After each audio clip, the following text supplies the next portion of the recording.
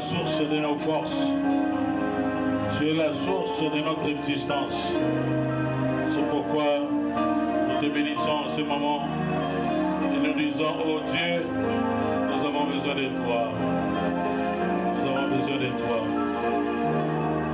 Assiste-nous du début à la fin, afin que ton nom soit élevé, exalté au-dessus de tout. En ton nom, Jésus, nous avons ainsi prié. Amen. Joyeux, parce que c'est dans l'Église que Dieu nous communique beaucoup de mystères.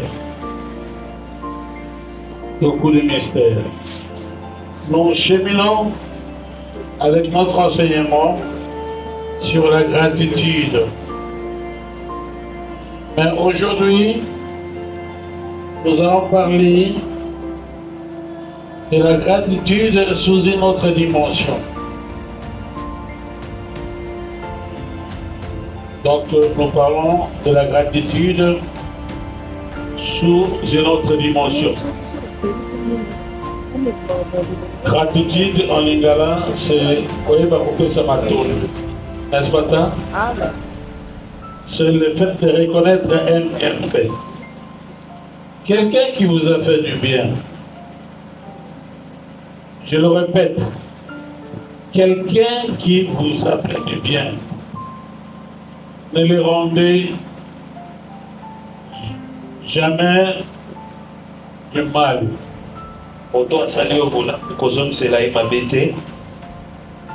Parce que Dieu est au ciel et Dieu voit tout. Mais parfois il arrive que quelqu'un vous fait du bien. Et comme alors,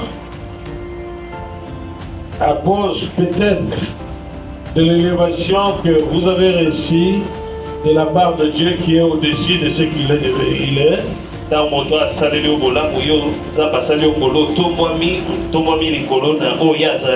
cet esprit, ce monsieur peut devenir jaloux contre toi. Il peut te détruire derrière le dos. Il peut te poignarder derrière le dos. Alors là, dans ce cas-là, il ne faut pas le haïr.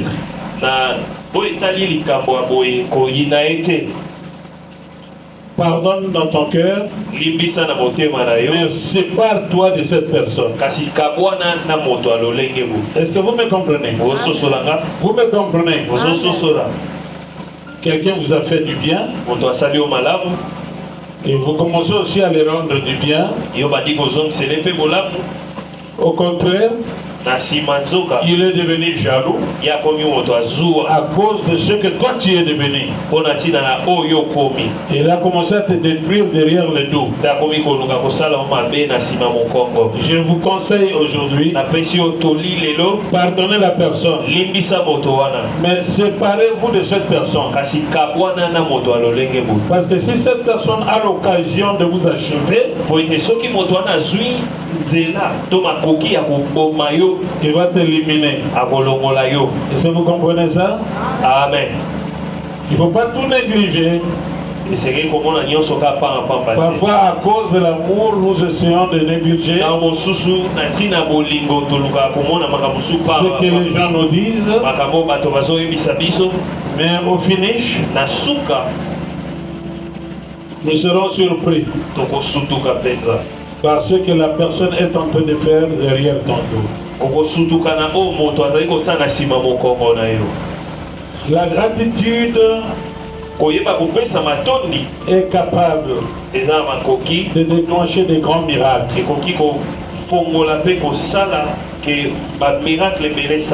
Ça c'est le mystère de remerciement qui précède le miracle. Nous commençons la lecture. Il existe une loi spirituelle ignorée par beaucoup, ignore ça. C'est une loi spirituelle. Dieu ne commence pas toujours par donner. Pardonner. Il commence par observer ton attitude. Ton cœur. Ton cœur. Il y a des gens que Dieu veut bénir, mais à cause de l'attitude de leur cœur, ils ne sont pas bénis. Pourquoi? Lorsque Dieu les donne, Dieu ne se retrouve pas dans ce qu'il te donne.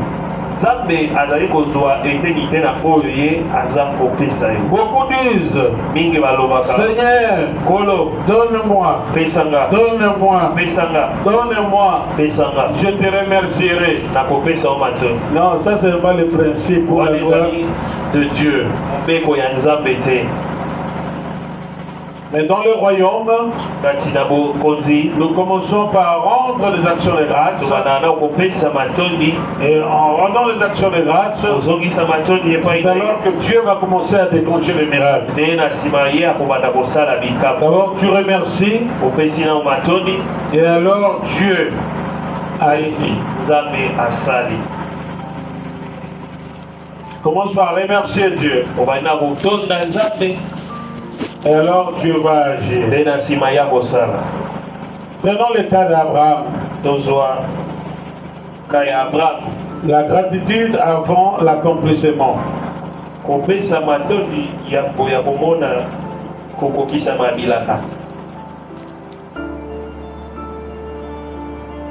Ici, il est dit ceci en grec.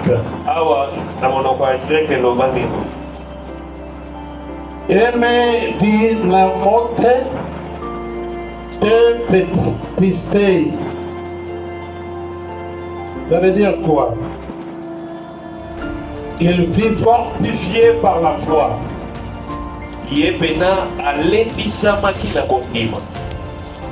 Il fut fortifié par la foi.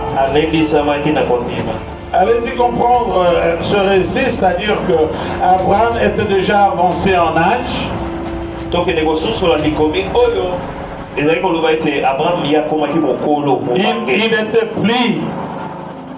Il n'était plus dans la possibilité d'avoir un enfant avec sa femme, parce que sa femme aussi était tellement avancée en âge. Je ne sais pas s'il avait combien, je pense qu'il avait au moins un siècle, sa femme 90 ans, quelque chose comme ça. Ou alors 75 ans, il a attendu jusqu'à 25 ans pour qu'il puisse avoir un enfant.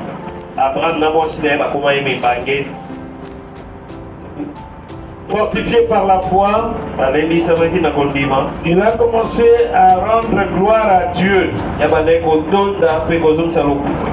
avant que cette promesse ne soit accomplie.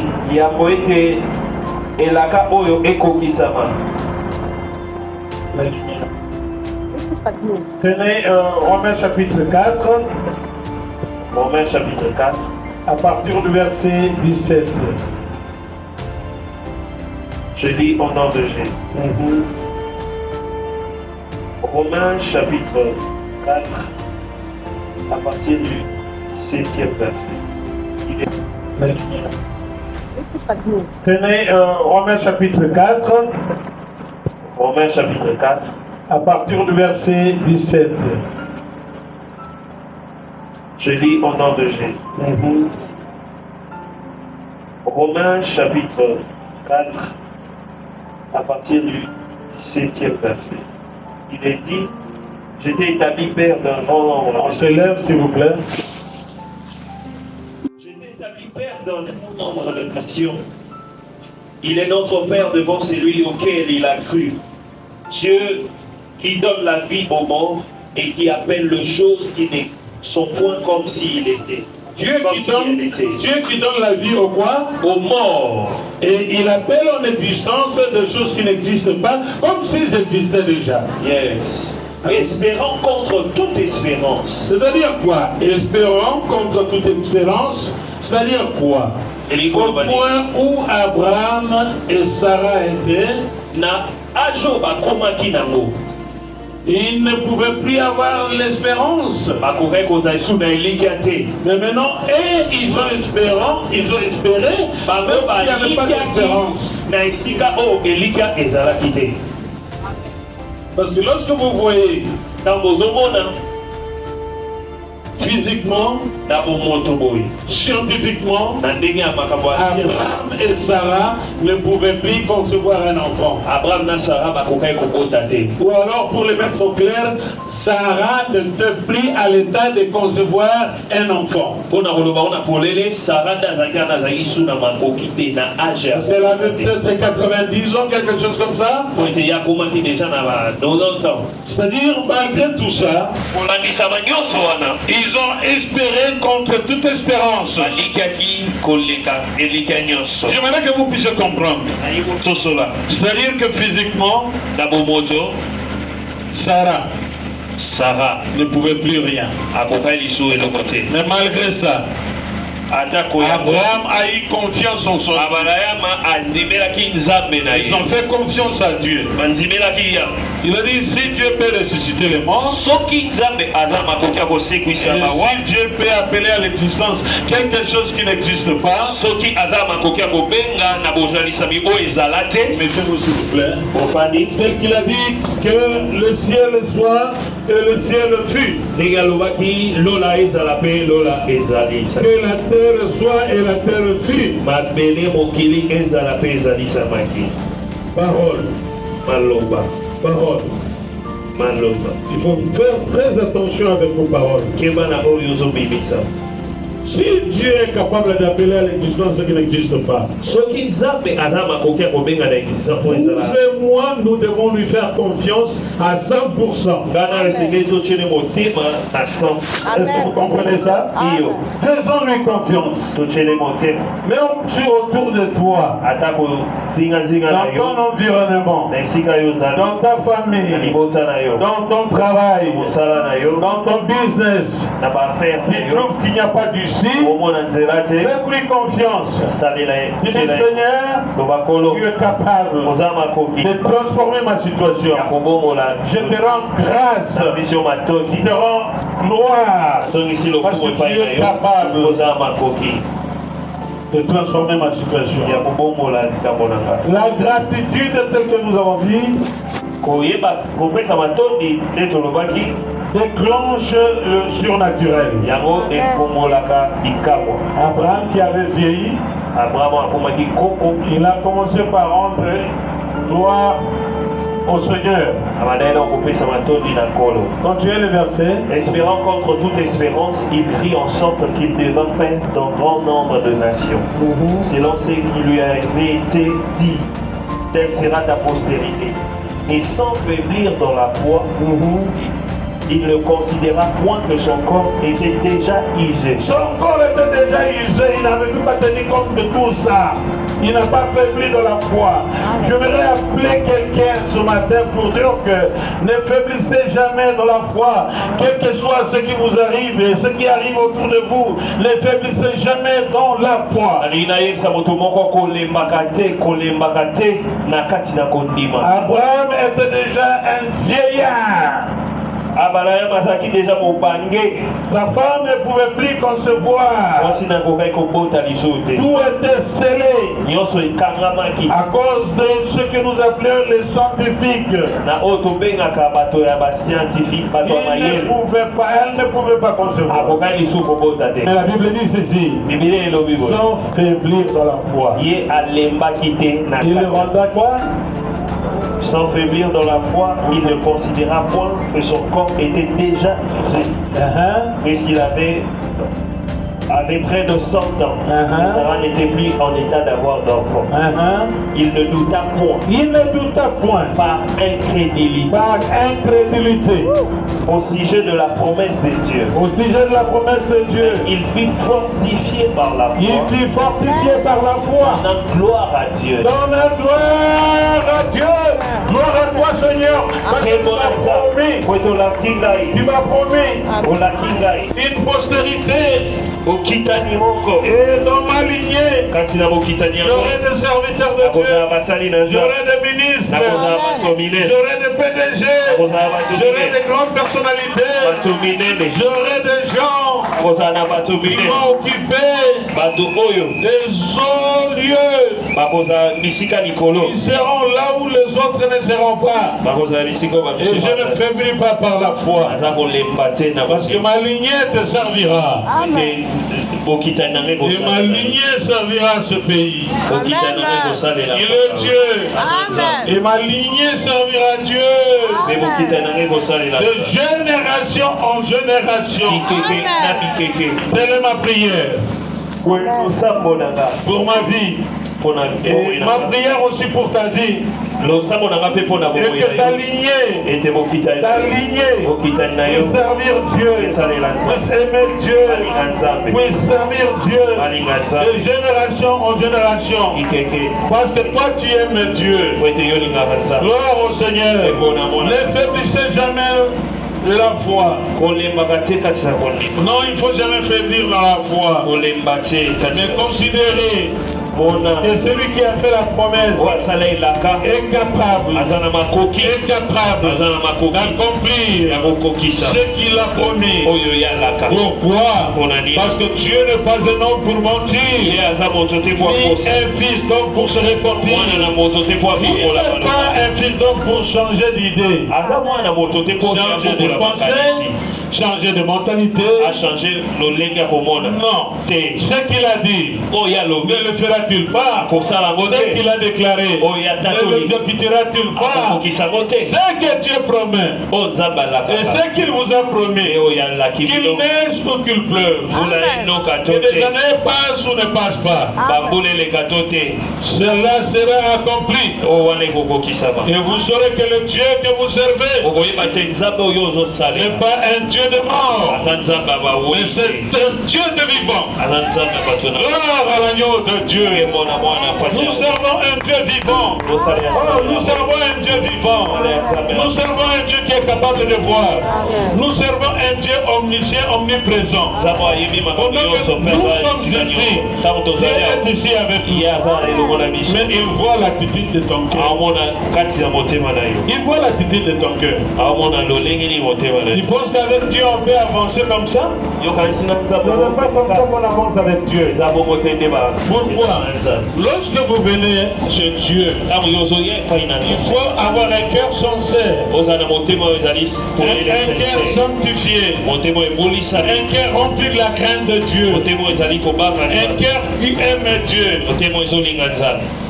Malgré la promesse que Dieu avait faite à Abraham, voilà un peu ce qui s'est passé. Dieu dit à Abraham, prends ton fils, ton unique, viens avec lui. Et qu'est-ce qu'Abraham a fait? Abraham a scellé l'âne. Ils ont pris le bois et quelques travailleurs. Ils ont aussi pris le feu. Lorsqu'ils sont arrivés quelque part, un peu loin de la destination, il dit aux travailleurs, restez ici, car moi et l'enfant, nous allons adorer sur la montagne. Et alors, qu'est-ce qui se passait? Les travailleurs sont restés. L'enfant est monté avec son père. Au cours de route, l'enfant dit à papa, papa, ça c'est le bois, ça c'est le feu. Mais où est l'agneau, où est l'holocauste, où est le sacrifice? Abraham a répondu à son enfant, Dieu pourvoira. Je vois la foi d'Abraham. L'ordre que Dieu lui avait donné de sacrifier l'enfant. Il ne pouvait pas partager avec sa femme Sarah. Parce que comme les gens de ce monde disent, kaka moi ali sur mon corps. Surtout les gens qui n'ont qu'un seul œil qui reste. Alors, il veille sur l'autre œil. Si vous pouvez partager avec Sarah, tout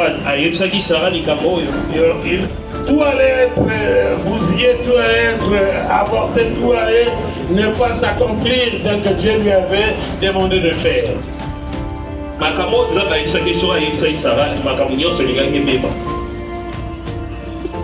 Alors, Abraham lia l'enfant. Il est mis sur l'autel. Il prit le couteau. Lorsqu'il a levé sa main, Dieu cria, Abraham, Abraham, n'avance pas le couteau. Je sais maintenant que tu me crains. Que tu me crains. Que tu me crains. Que tu me crains. Y a-t-il quelqu'un qui craint Dieu ici? S'il y a quelqu'un qui craint Dieu, qu'il acclame pour sa vie parce qu'il craint Dieu. Si tu crains Dieu, acclame. N'avance pas le couteau. N'avance pas le couteau. N'avance pas le couteau. Et Abraham arrêta. Alors le Seigneur lui dit, lève les yeux. Et là-bas, là où il y avait les buissons, il a vu un bélier que Dieu demanda qu'il prenne pour le sacrifier.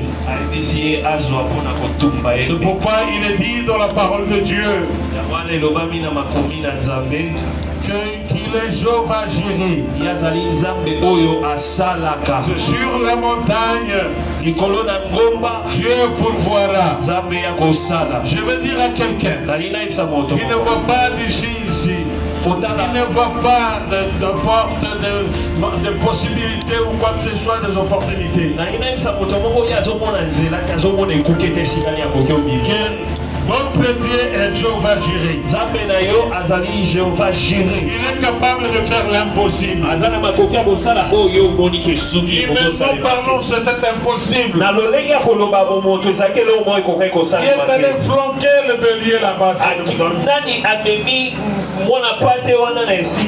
Nous sommes des hommes. Nous sommes limités.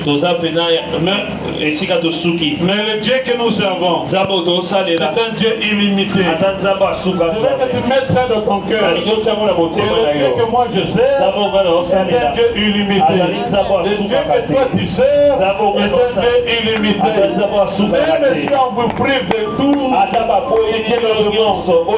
Dieu vous aidera. Dieu vous élèvera. Dieu ouvrira les portes. Que l'on veuille ou qu'on ne veuille pas, Dieu ouvrira les portes. Amen. Pourquoi il est dit dans la montagne de l'Éternel, tout sera pourvu. Et nous avons toujours besoin de la foi, de faire confiance à 100%. Vous voyez un peu comment l'action s'est passée. Dieu donne l'ordre. Abraham obéit. Et dès qu'Abraham a obéi, il agit pour aller avec l'enfant. Il a cru. C'est pourquoi le miracle a été déclenché. La Bible a dit clairement, il a commencé à rendre gloire à Dieu. Il n'avait pas tenu compte de son corps usé. Mais il faisait confiance à ce Dieu-là, parce que ce n'est pas un Dieu menteur. Ce n'est pas un Dieu qui change.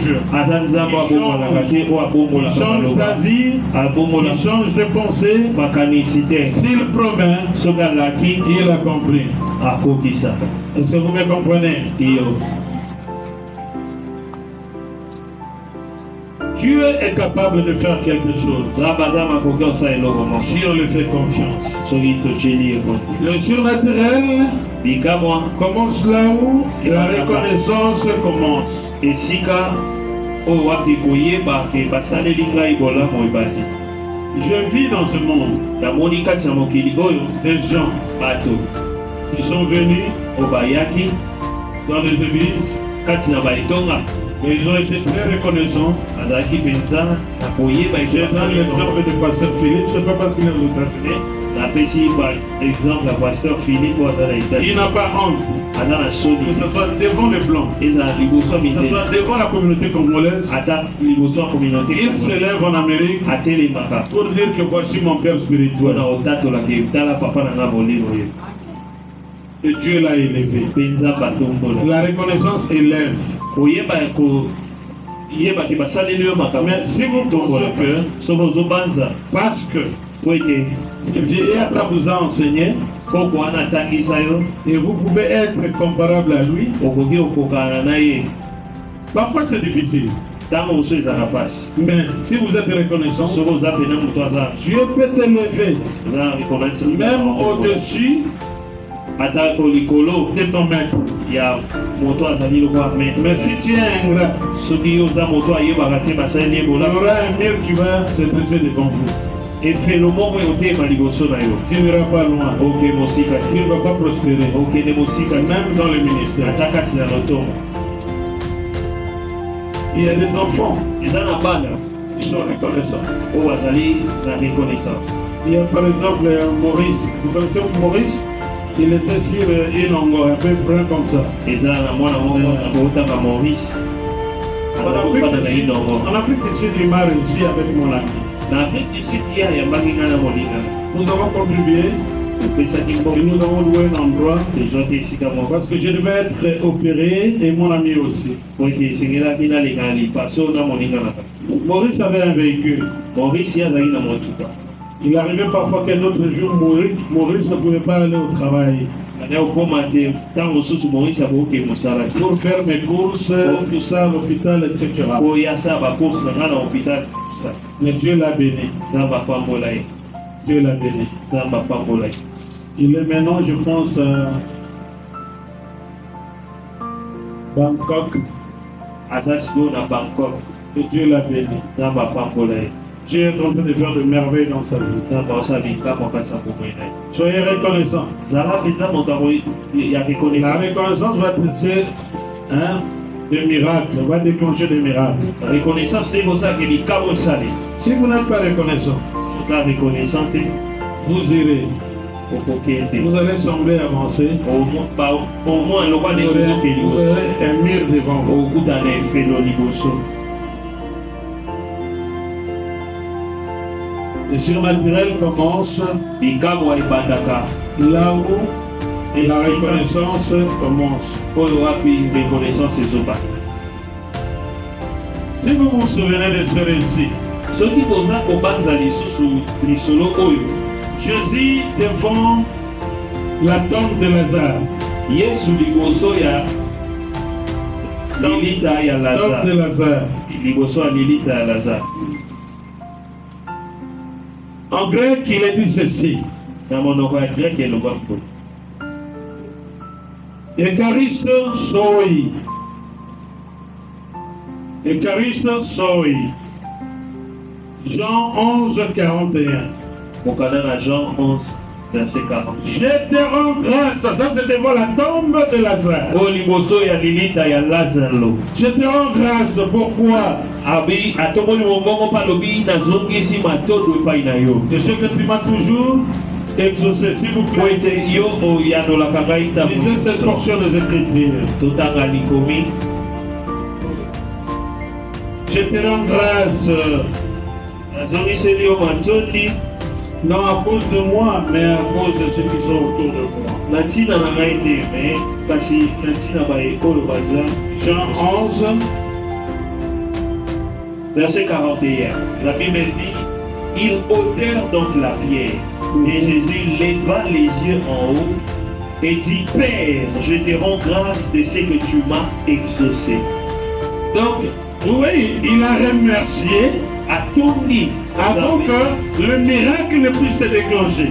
atondi nzambe yambo ete bikamwa esali. Père, je te rends grâce tata nazongiseli yo nkembo nyonso de ce que tu m'as exaucé. po ete nayebi ke yo yadolanga. Oh, je vais dire à quelqu'un ici, commencez par rendre grâce banana okotonda pour nzambe ce que tu veux voir dans ta vie. mpona oyo likomona Commencez par rendre grâce. banda kozongisa Si tu ne nkembo sais pas rendre grâce, so oyebi kozongisa nkembo te les miracles ne seront pas déclenchés. bikamwa esalema te. Pour moi, je savais que tu m'exauces. Qu'est-ce qu'il a dit? Pour moi, je savais que Je tu savais que tu m'exauces m'exauçais toujours. toujours. Mais j'ai parlé à cause de la foule qui m'entoure. Mais je parlais à cause de La foule qui fait quoi? qui m'entoure. Oh Père, je te rends grâce. Tata nazongisi kembe pai na yo. Parce que je sais que tu m'exauces. Nayebi ete yo yandolaka ngango na nyonso.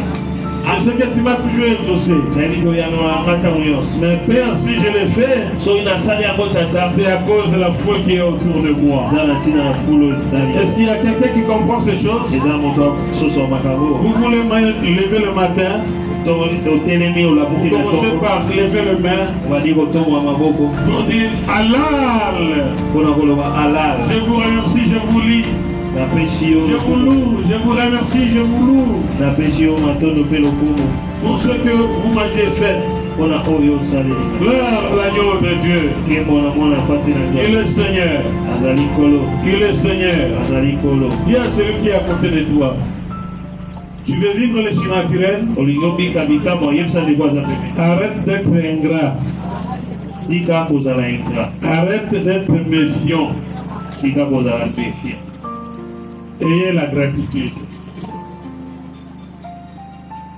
Ayez la gratitude. zala na gratitude. Ayez la gratitude. Ayez la gratitude. zala na gratitude.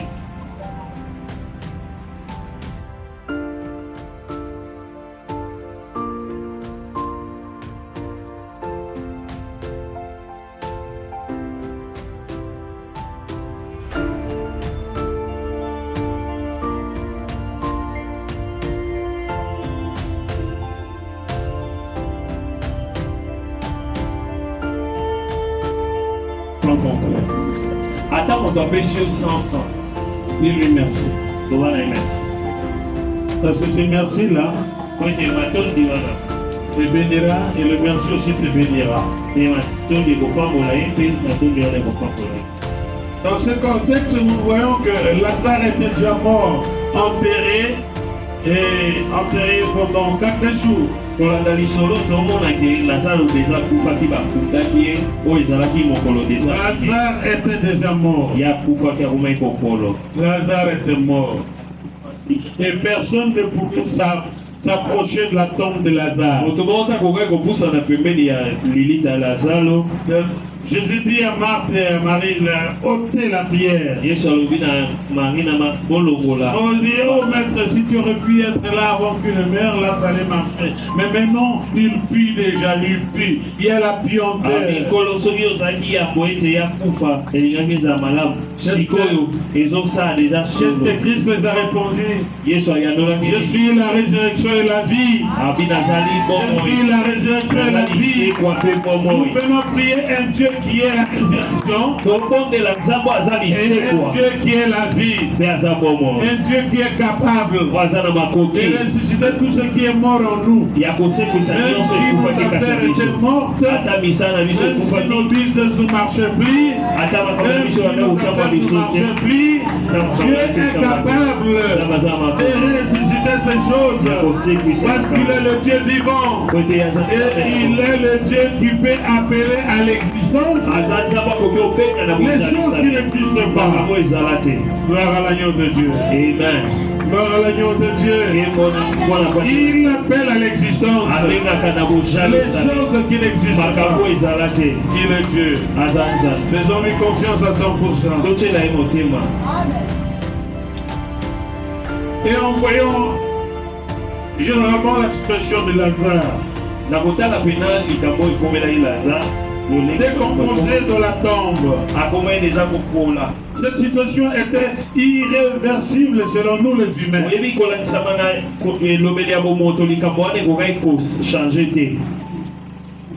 C'est pourquoi j'aimerais dire à quelqu'un ici que Jésus-Christ est Dieu. Oh, il est Dieu. Il est le Seigneur des Seigneurs. Il est le Tout-Puissant. Il appelle à l'existence même tout ce qui est mort. Il nous a écrit des commandements. Lorsqu'ils ont ôté la pierre, Lazare! Sors!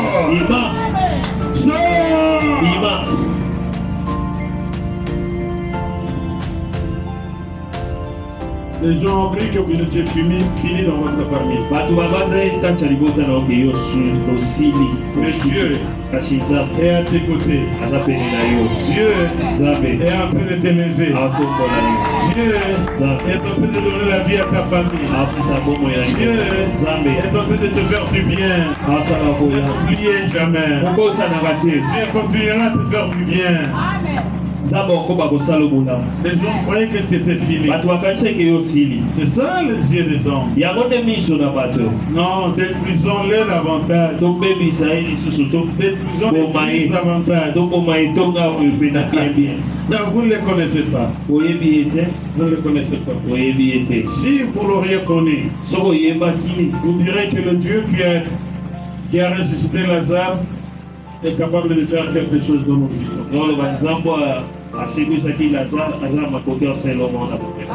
Voyons un peu l'exemple de Paul. Dans toutes circonstances, il faut rendre grâce à Dieu. 1 Thessaloniciens chapitre 5, verset 18. Là, c'est en grec, il dit empathie et charistelle. Empathie et charistelle, ça c'est les Grecs.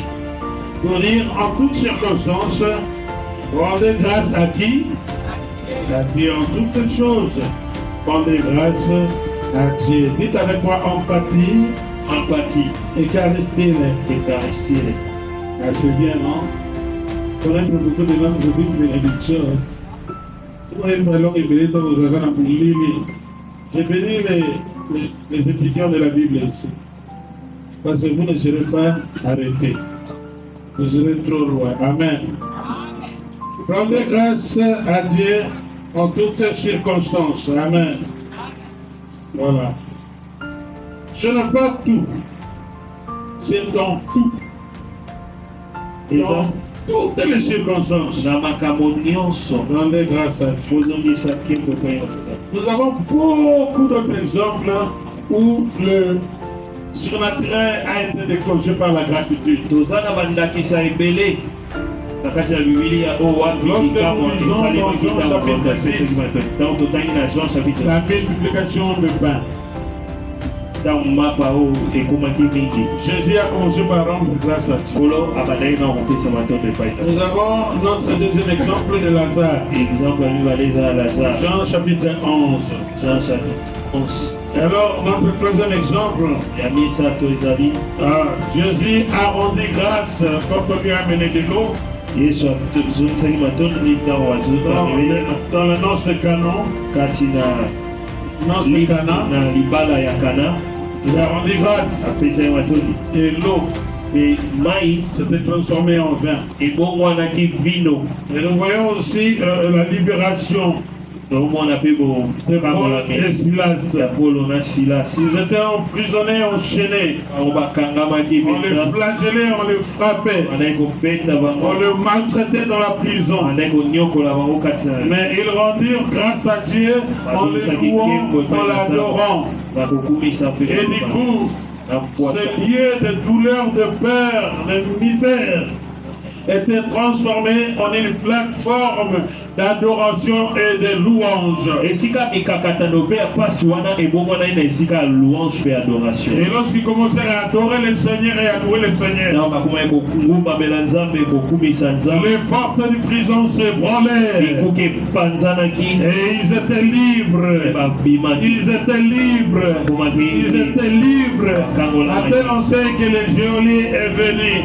ti moto abandaki kobatela bazoniai Il a vécu le miracle. abikai bikamo Il a demandé à Paul et Esther ce que dois-je faire. atuni polo nasala nini Et ils lui ont dit ceci: ayebisi ye boye crois au Seigneur Jésus zimela kolo et yesu tu seras sauvé, okobika toi et ta famille. yo na libota na yo. J'aimerais attirer l'attention d'une personne nalingi ici. naloba motu moko awa Lorsque tu traverses des moments forts, ntango olekisa bangonga pasi lorsque ya tu traverses la mikakatano, vallée, ntango olekisa vale ya lorsque baka, tu traverses la vallée de l'ombre de la ntango mort, ozolekisa vale ya même kufa, devant la misère, atako liboso na devant mikaka, les douleurs, liboso na minyoko, transformer ce moment-là bongolango en un moment kala de louange, en un moment d'action de grâce, en un moment d'adoration.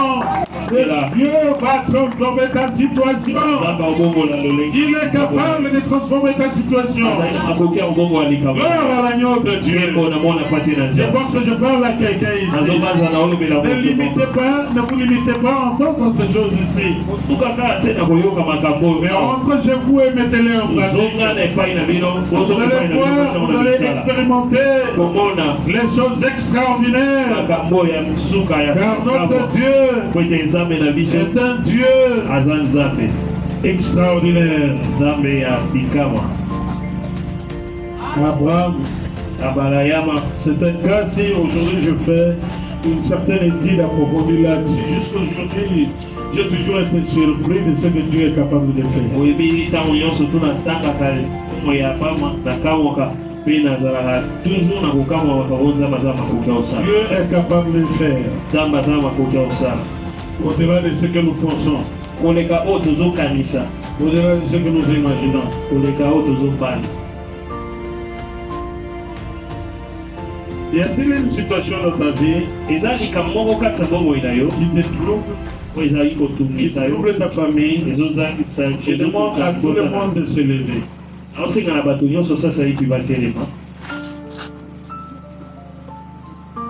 J'aimerais que vous puissiez dire merci au Seigneur alingi opesa nzambe matondi pour la situation difficile que tu traverses maintenant. na likambo ya pasi yo olekisa Ça sasa peut être les finances, ekoki ozala kotanga mbongo, ça peut être des dettes, ekoki ozala baniongo, ça peut être les loyers, ekoki ozala mbongo ya l'intervalle des kofuta enfants, ndako to minerval ya bana, ça peut être peut-être que la provision que vous avez est déjà terminée. ekoki ozala oyo bokaki deja esili, Vous connaissez la situation difficile que vous êtes en train de traverser. oyebi esika nini yo oza sikoyo, situation nini yo ozolekisa sikoyo, Vous êtes en difficulté.